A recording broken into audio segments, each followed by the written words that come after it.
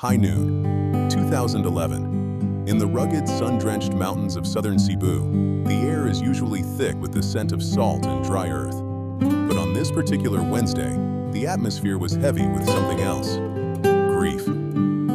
We were on standby at the camp when the radio crackled to life. A report was coming in from a remote barangay road. A funeral procession, meant to be a final journey of peace, had turned into a site of absolute devastation.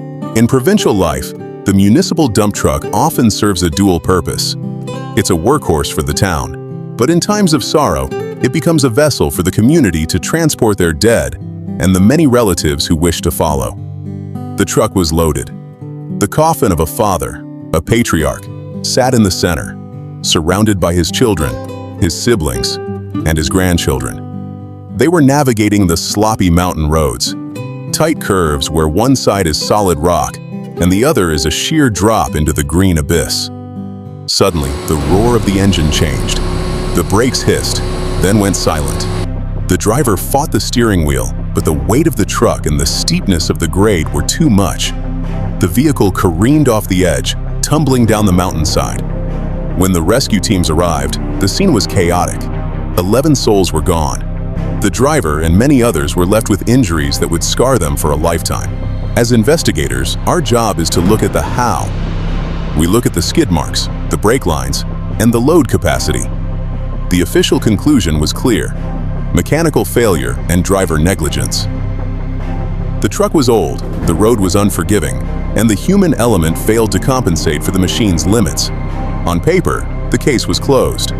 But Ching's perspective isn't just about what's on paper. It's about the stories told in whispers after the sirens fade. During the investigation, a different story surfaced from the survivors. They spoke of a specific request made by the deceased before he passed.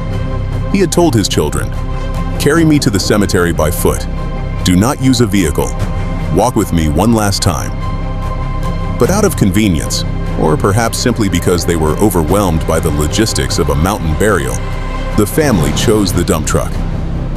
To the bereaved, the mechanical failure wasn't the cause, it was the result.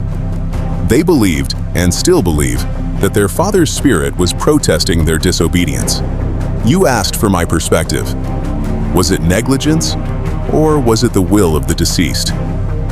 From a Stoic perspective, a philosophy I hold dear, we must look at the dichotomy of control.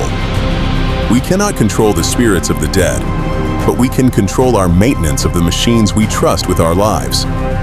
Physics does not care about promises. Gravity only cares about mass and momentum. However, human life is not lived on a spreadsheet. The family found peace not through the police report, but through acceptance. They accepted their perceived mistake. They settled amicably with the driver and the municipality. The mayor stepped in to provide the support the law couldn't fully give.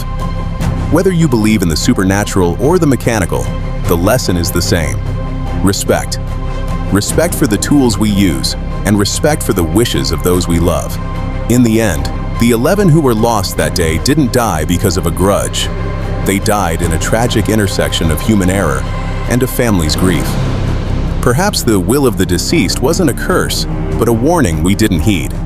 That some journeys are meant to be slow, intentional, and taken one step at a time. I'm Ching. This is my perspective. If you made this far, comment the word "more" so I know who the real ones are.